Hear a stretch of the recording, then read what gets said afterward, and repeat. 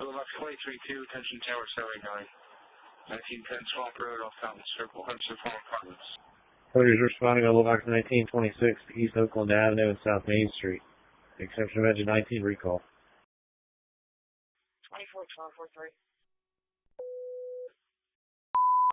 24-1243. Box 1952. Occupied approach to Fax Drive, Mitchell's Lane, Center Square Towers. You can place this incident under control. Located the source to a propane fireplace. Gas has been secured to the unit. Dwelling's been ventilated. Engines taken up. We're available. Engine 19 bus. Traffic 01 returning and available. Bucks were available. The earliest recorded fire in our neighborhood was in 1809 when David Kirkbride's farmhouse was destroyed. However, it wasn't until after a fire at Crispin Blackfan's house on East State Street that action to organize firefighting began in earnest. And in 1822, the Doylestown Fire Engine Company was formed. Let me step back and introduce our panel at this point. So this is Jay Stowe, who is a former president of the Doylestown Fire Company and is the anointed historian. That's the good word, anointed. Good word. A good word. And Mike Wood, who is the chief of the fire company. Thank you. Mike, how long have you been with the fire company? 43 years. And Paul Kruder, who has been with the fire company 33 years. 33 years, and Paul is the president of the fire company. And Lori Westover? I've been here 30 years. 30 years. Yeah. And you are a battalion chief. And Ben Morris is now a lieutenant. Yes. And someone told me that you started with the fire company when you were 14 years old? Yeah, I joined as an explorer at 14 and then joined as a full member at 16. Great. It's tremendous. It shows a whole breadth of commitment to the fire company. So in terms of this long history in Doylestown, you know, you started over 200 years ago? Right. We don't have a lot of history between that and 1870 something, other than they were on Pine Street, right where the domestic relations building is now, somewhere in there, and then moved it closer to town, closer to Printer's Alley. Early firefighting equipment consisted of horse-drawn wagons, ladders and hooks, buckets, and a lot of manpower. The engine in use during the late 1840s required at least 8 men to work the hand pump. If a fire was nearby, the firefighters would sometimes pull the equipment by hand rather than take the time to harness up a horse. In the 1870s, there was a bad fire in town that made people want to do more. In 1868, the Doylestown Engine Company formed and accepted the #1 fire engine, leather hose and cart, and equipment from the borough. The present organization, Doylestown Fire Company #1, was organized August 4th, 1879, with 25 charter members. The land for the firehouse on Shule Avenue was purchased in 1900. Plans for the firehouse were drawn by Oscar Martin, our famous Doylestown architect. My name is Oscar Martin. I was a Doylestown architect and engineer responsible for designing many of the borough's most beloved buildings, including the Doylestown Firehouse. Plans for the firehouse were drawn during the spring of 1902, and the cornerstone was laid on August 20th. The housewarming was held on January 26, 1903. The project cost just over $8,000, including plumbing, heating, gas lights, and the fire bell. In those early days, where did the volunteers come from? From history, you know, you had people that were issued buckets at one time, you know, and they would ring a gong or a bell, which would summon the firefighters. You know, and they'd have buckets in their house. Yeah, some places they would issue buckets to the residents. You know, they volunteer. They would put buckets in the house, and then they were ringing the bell. They would come running with their buckets. You know, and usually it was a town thing. Right. You know, so they wanted to protect their towns. It's kind of the history of the bucket brigades. Yeah. That sort of thing. Yeah. That's their sort of thing. But the real interesting thing about the buckets is we still have some down at Mercer Museum. There's actually some of the buckets, I think there's only 2 left, Yeah, and you go back to with the history that before, pagers and telephones and those type of things, there were the gongs would be hanging out in front of the firehouse. And what that was an old steam train wheel. They would cut a notch in it, they'd go out there with a hammer. The first person who came to the firehouse or somebody saw a fire, they'd start banging on that wheel. And that's what was the sounding of to bring the volunteers out, that there was a fire. And that's very common throughout the history of firefighting. So when would a siren actually have been introduced? Do you know? I would say probably late 20s, 1920s or early 30s, somewhere around there. Horse-drawn equipment was slowly phased out in the early 20th century. The first pumper was capable of pumping 500 gallons per minute. Today, the company's modern pumper can pump up to 2,000 gallons per minute. In 1923, an Aaron's Fox fire truck was purchased, and it celebrated its 100th birthday in 2023. The Fox, as it is known, is still the company's inventory and is tested yearly and pumps 1,000 gallons a minute. And actually, there's a history of using sirens in Doylestown. There is. For a long time, I think they sat on top of a neighboring building. Well, actually, the original Doylestown Fire Company one is still inside the bell tower here at the 1902 edition. It drew a tremendous amount of power.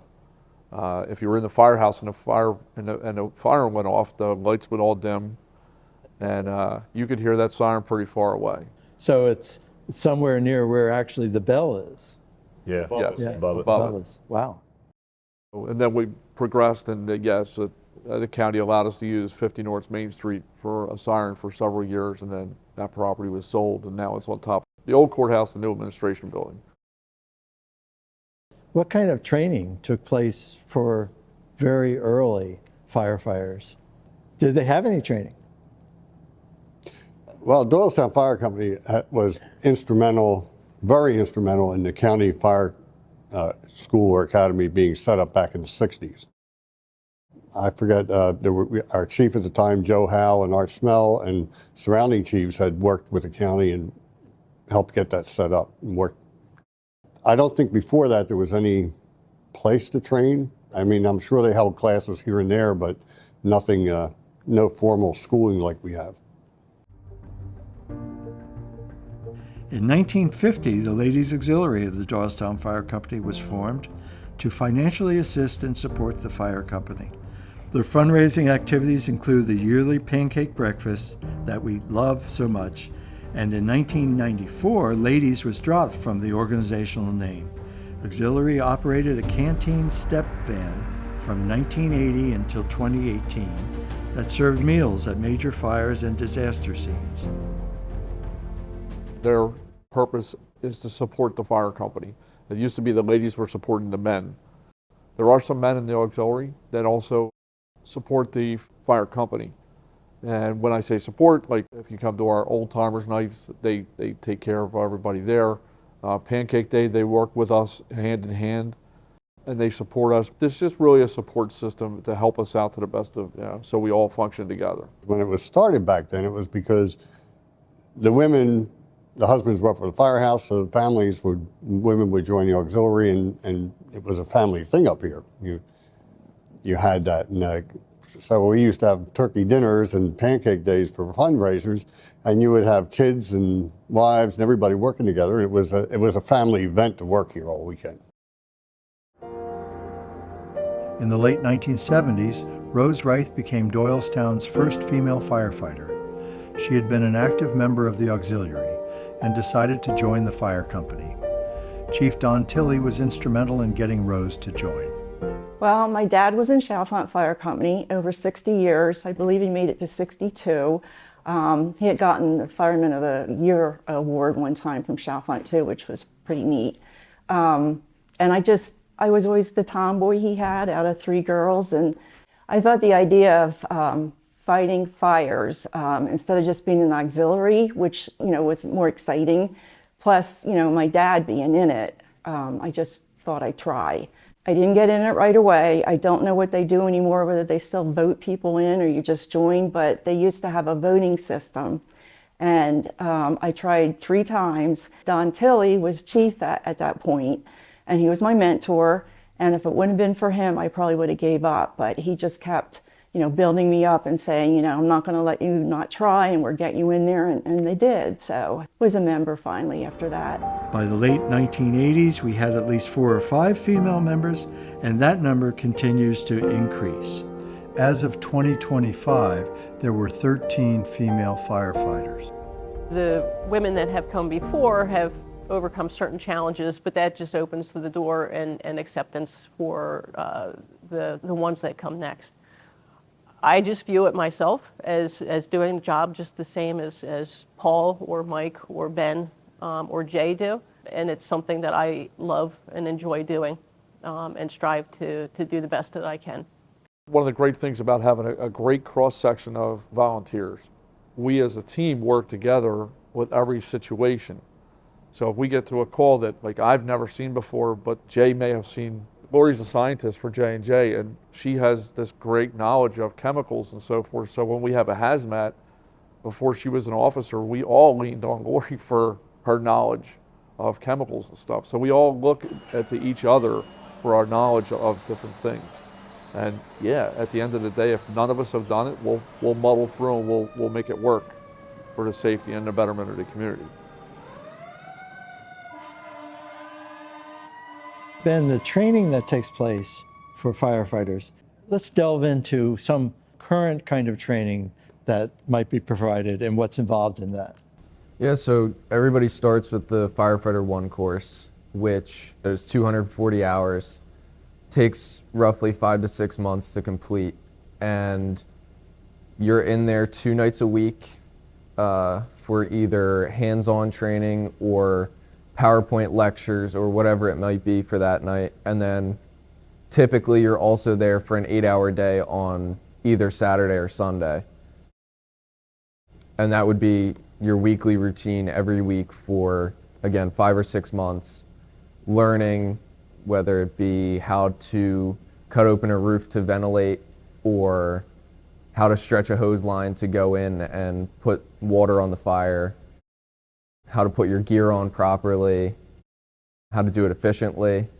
So you just take your time through it, but once you get through, you have learned a lot. So at the end, you have to take a written test, and then they pick skills that you have done throughout the course, and you have to demonstrate, I believe it's 8 skills that you are proficient in them and you know how to do everything. Behind us is our rescue truck, and it's designed to disentangle anybody from pretty much anything, including equipment and machine shops and so forth.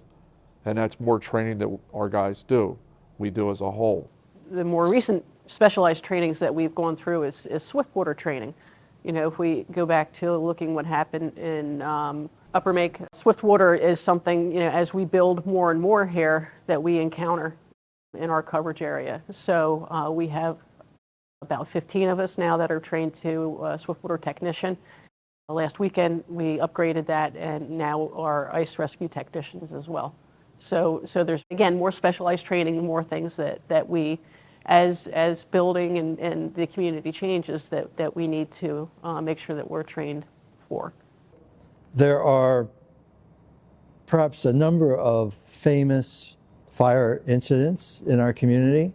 I think the one that is most known to a lot of us is the fire that engulfed the Doylestown High School. By the time we got there, it was too well gone. Right? In fact, we had 2 guys that were almost trapped in there, and we pulled them out of a basement window out of one corner. And I think I've seen pictures of a bucket brigade. For books, getting them out of the other side, yeah. Yeah. Are there others that you would talk about in terms of significant events in our community? I mean, if you ask every single one of us, we all have something that is going to stick in our brains. The history of the fire company, there's a tremendous amount of horrible things that we have all seen. And there are certain things will stick with us forever. So it's hard to say, I mean, something community related other than like the high school. I don't know. I mean, for me, I could, there's so many. The other big one was the Doylestown concrete fire down That's right, on South South Main Street, concrete fire. Where the detail salon is right now. That was a huge fire. Actually, the first fire I was on was the biggest I think that Doylestown ever had, which was at the south end of Main Street. I believe it was Doylestown Cement that caught on fire. I was in charge of the hose to keep Moe's Dewdrop Inn, which is now a Volvo parking lot. There was a bar at the end of that town, and I was on the hose to keep that wetted down so it wouldn't get on fire too, because this was really a big fire.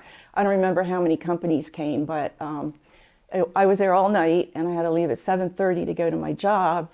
And I found out later that Chalfont had been called in like 10 minutes after I left. So my dad and I would have been fighting it together if I hadn't left. So that would have been cool. But that was my first experience with fighting a fire. I'm sensing that you would also need to be conscious of the resilience of those who are responding to these events, sometimes horrific events. There's 3 of us sitting here that encountered probably one of the most horrific car accidents I think any of us have seen, where a small child was killed on the 611 bypass on Thanksgiving Eve a few years ago. And that was a horrendous accident that took 5 rescue companies to cut everybody out of the different vehicles involved because of the rate of speed. And two separate operations two going separate on operations going on at the same time because of the collision was so large.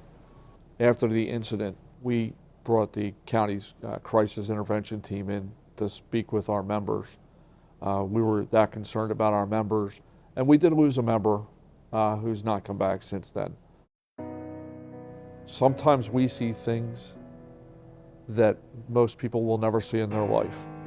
And unfortunately, we as a group are pretty good about helping each other, but sometimes you need just a little more help.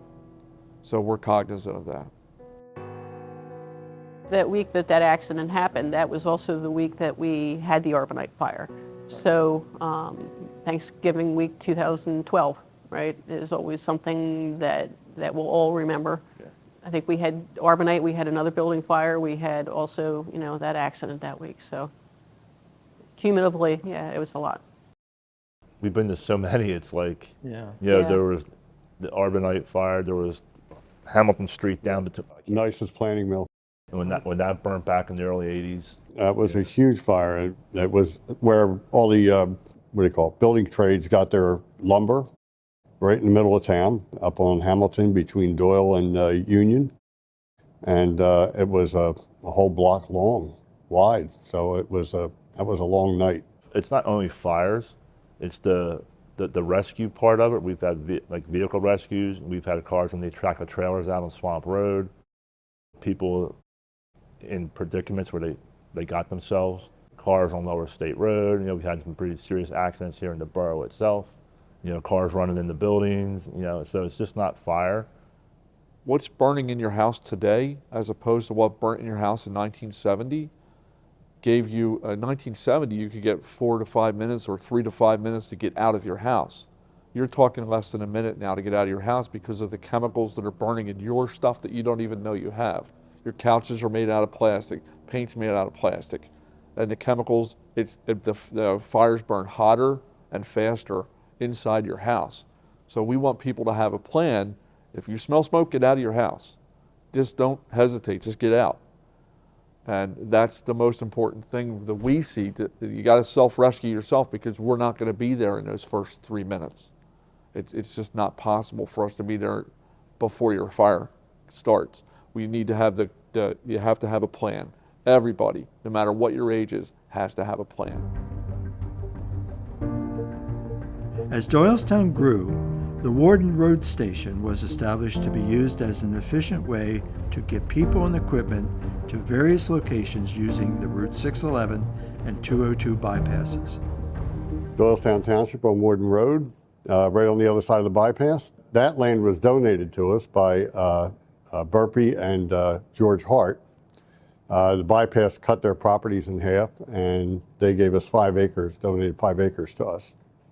What does the fire company need in terms of the commitment from the community so it can continue to play the essential role that it has in the past and that it does right now. We need volunteers. We need volunteers to do a little bit of everything. We need volunteer firefighters. We need volunteers to help us with the operation of the fire company. We need volunteers for the auxiliary. We need volunteers. We have 3 different categories of membership, and it's just really important to keep Doylestown Fire Company moving forward and still existing. People have to step up. Just like you, our diverse volunteers work normal jobs, attend schools, and care for their families. But together, we share our talents and skills for a common mission. Your friends, your family, and your neighbors count on us. Can we count on you? In the last several years, a study was done in Bucks County and also in the state that shows the amount of volunteers across the country is dwindling tremendously. And our volunteers are the same way. There used to be a waiting list to join Doylestown Fire Company. We only had a certain amount that we could have because we didn't have any more room. We no longer have that anymore. We need help from the community.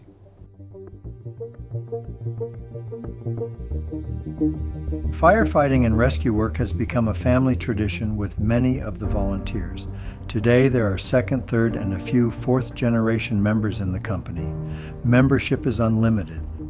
There is also a life member category to honor those members who have faithfully volunteered their time to the cause for more than 20 years.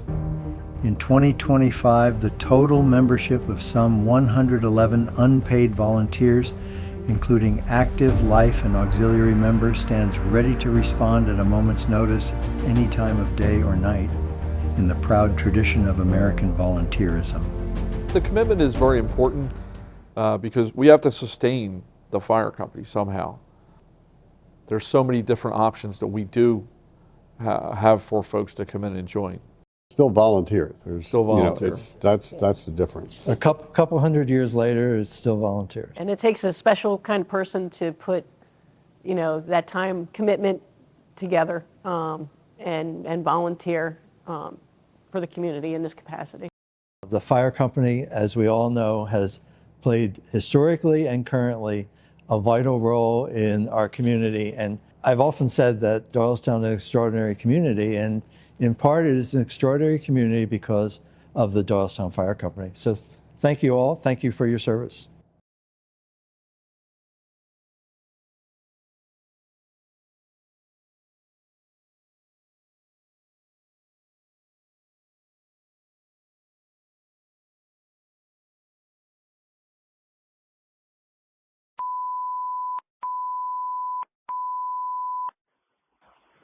Box 1922. Engine 79, engine 78. Tower 79, tower 29.